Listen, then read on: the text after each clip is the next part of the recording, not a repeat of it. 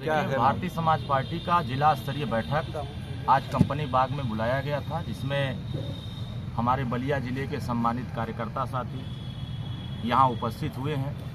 हमारे साथ इस बलिया जिले के संगठन प्रभारी श्री फागू सिंह जी भी मौजूद हैं। इस बलिया के नवनिर्वाचित वर्तमान जिला अध्यक्ष श्री सुग्रीव राजभर जी उपस्थित हैं और हमारे इस बलिया जिले में ऐतिहासिक पहली बार रसड़ से जिला चेयरमैन बने हमारे अजय राजभर जी भी हैं मौजूद और हमारे सभी जिला के और ब्लॉक और विधानसभा के हमारे सम्मानित पदाधिकारी उपस्थित हुए हैं। आज इनकी समीक्षा किया जा रहा है कि जो पूर्व में हम लोगों ने काम दिया था संगठन बनाने के लिए, संगठन में जोड़ने के लिए, तो जो हमारा सदस्यता अभियान चल रहा था उसी सदस्यता अभियान में कितने कार्यकर्ता नए आए, कितने कार्यकर्ताओं को जिम्मेदारियां मिली हैं, उसकी समीक्षा किया जाएगा और आज कुछ कार्यकर्ताओं की घोषणा की जाएगी।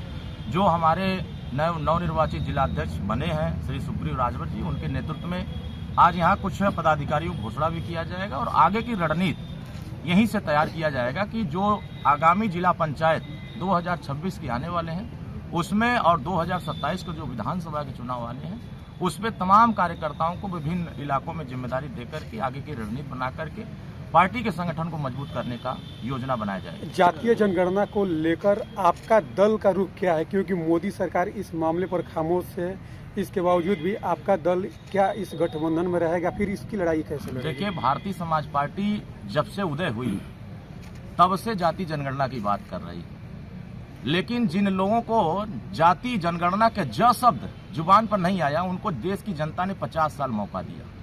उनके जुबान पर जाति जनगणना का ज शब्द नहीं आया, जब देश की जनता ने इनको सत्ता से बाहर कर दिया तो सत्ता पाने के लिए व्याकुल हुए हैं, चाहे वो श्री राहुल गांधी हो, चाहे श्री अखिलेश यादव जी हो।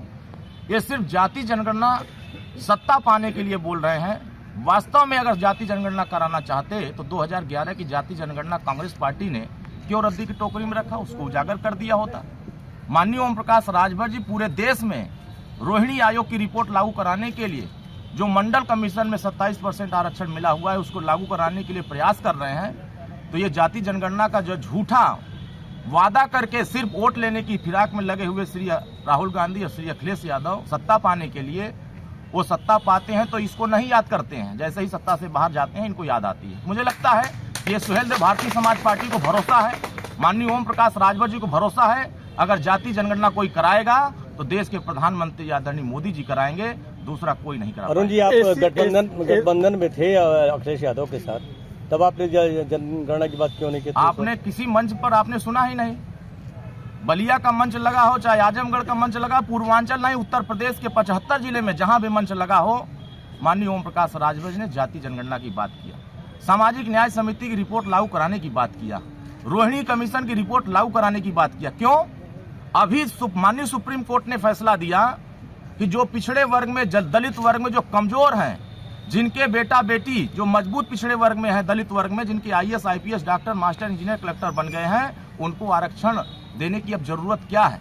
जब देश के संविधान ने, बाबा साहब अम्बेडकर ने 10 साल के लिए आरक्षण दिया, तो जिन लोगों को आरक्षण नहीं मिला है, जब माननीय सुप्रीम कोर्ट कह रहा है कि हमें उन वर्गों को आरक्षण मिलना चाहिए जो आर्थिक रूप से और सामाजिक रूप से दबे हुए हैं, जो शैक्षणिक रूप से कमजोर है, उनको आरक्षण मिलनी चाहिए, तो मजबूत को आरक्षण दिलाने के लिए भारत बंद का आह्वान कर रहे हैं, चाहे वो समाजवादी हो, कांग्रेस हो, BSP हो, ये सभी लोग भारत बंद का आह्वान किए। इसका मतलब ये अमीरों के साथ खड़े हो रहे हैं और भारतीय समाज पार्टी गरीबों के साथ खड़ी हो रही है, इसलिए सुप्रीम कोर्ट भी गरीबों के साथ खड़ा होकर के इंसाफ दिलाने की बात कर रहा है। SC/ST आरक्षण में वर्गीकरण को लेकर जिस तरीके से सुप्रीम कोर्ट का निर्देश लागू हुआ, भाजपा सरकार कहीं न कहीं इस मामले का विरोध करती नजर आ रही है, क्या कहीं विरोध नहीं हो रहा है।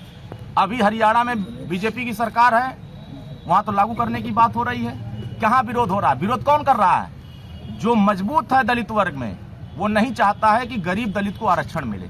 ये अमीर के साथ खड़े हुए लोग वो गरीबों का के साथ न्याय नहीं करना चाहते हैं और भारतीय समाज पार्टी पूरे देश के गरीबों के साथ न्याय कराने के लिए माननीय सर्वोच्च न्यायालय के फैसले के साथ है। हम प्रयास कर रहे हैं कि सर्वोच्च न्यायालय के फैसले को देश के तमाम राज्यों में लागू करके उन गरीब कमजोरों को आरक्षण की लाभ दिया जाए, ताकि पूरे देश में जो बराबरी का अधिकार बाबा साहब ने दिया वो सबको मिल सके। जिस तरीके से बुलडोजर पर सुप्रीम कोर्ट का निर्देश आया, क्या कहेंगे उस निर्देश को लेकर? देखिए, समाजवादी पार्टी और BSP और कांग्रेस की सरकारों में तमाम गरीब कमजोरों के जमीन पर झंडा लगा करके, टोपी लगा करके लोग कब्जा जमाए हुए थे, अवैध तरीके से कब्जा जमाए हुए थे।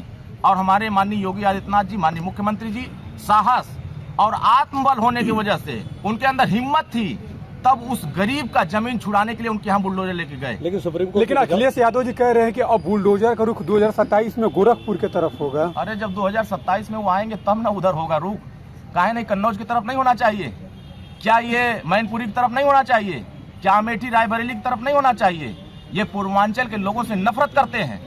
समाजवादी पार्टी के नेता पूर्वांचल को उस निगाह से देखे थे कि यही पूर्वांचल 4 घंटा बिजली पाता था, यही पूर्वांचल सड़क से बदहाल था, यही पूर्वांचल विश्वविद्यालय नहीं पाता था, यही पूर्वांचल तमाम चीजों से अंधकार में खड़ा था। लेकिन आज पूरे पूर्वांचल को देश के प्रधानमंत्री और माननीय मुख्यमंत्री और माननीय ओम प्रकाश राजभर जी मिल करके पूरे पूर्वांचल को एक विकसित पूर्वांचल बनाने में लगे लेकिन हुए। इसी पूर्वांचल से आपके भाई साहब भी हार गए और तमाम बीजेपी के जो बड़े नेता रहे वो भी हार गए इस लोकसभा के चुनाव में और विधानसभा के चुनाव में। अंधेरे में अगर बटेर पकड़ा जाए तो कुछ लोगों ने अंधेर में बटेर पकड़ करके बहबाई लूटना शुरू कर दिया। मतलब आप नहीं पकड़ पाए? और नहीं, ये झूठ के सहारे, छल के सहारे, बेईमानी के सहारे, अफवाह के सहारे कि आरक्षण खत्म हो जाएगा, संविधान खत्म हो जाएगा, लोकतंत्र खत्म हो जाएगा, वोट का अधिकार खत्म हो जाएगा। चुनाव तो बीत गया, ना संविधान खत्म हुआ, ना आरक्षण खत्म हुआ, ना लोकतंत्र खत्म हुआ। हाँ, जनता जय करती है, पराजय करती है। अगर जनता ने हमें पराजय दिया तो हमने सहज स्वीकार किया, लेकिन हम जनता के बीच में हैं, हम जनता के लिए काम कर रहे हैं, हम उनके सुख दुख में काम कर रहे हैं। और हमारी एक योजना है, पूरे उत्तर प्रदेश में 207 योजनाओं को हम सीधे गांव में पहुंचाने के लिए काम कर रहे हैं और जीरो पॉवर्टी योजना को हम गांव में लेके आना चाहते हैं, जिससे कि हर एक गांव के विकास में हमारी सरकार विकास का रास्ता खोल सके। इसीलिए जिस तरीके से देखा जाए कि आप भी सदस्यता अभियान शुरू कर रहे हैं, बीजेपी भी कर रही है।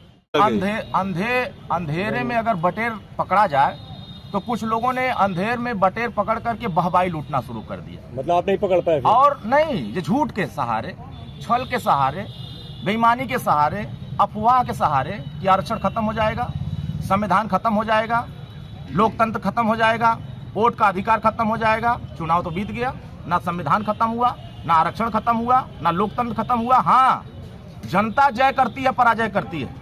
अगर जनता ने हमें पराजय दिया तो हमने सहज स्वीकार किया, लेकिन हम जनता के बीच में हैं, हम जनता के लिए काम कर रहे हैं, हम उनके सुख दुख में काम कर रहे हैं। और हमारी एक योजना है, पूरे उत्तर प्रदेश में 207 योजनाओं को हम सीधे गांव में पहुंचाने के लिए काम कर रहे हैं और जीरो पॉवर्टी योजना को हम गांव में लेके आना चाहते हैं, जिससे कि हर एक गांव के विकास में हमारी सरकार विकास का रास्ता खोल सके। इसीलिए जिस तरीके से देखा जाए कि आप भी सदस्यता अभियान शुरू कर रहे हैं, बीजेपी भी कर रही है, क्या 2027 में रिजल्ट क्या होने वाला? जिस तरीके से सपा लगातार दावा कर रही है कि 27 में सपा की सरकार बनने जा रही है, क्या सपा क्या 27 में हल होने वाला? विपक्ष के लोग 2017 हारे, 2019 हारे, 2022 हारे, 2024 हारे, क्या दावा करेंगे? हारने वाले दावा करने के लिए तो स्वतंत्र हैं, लेकिन सरकार किसने बनाया?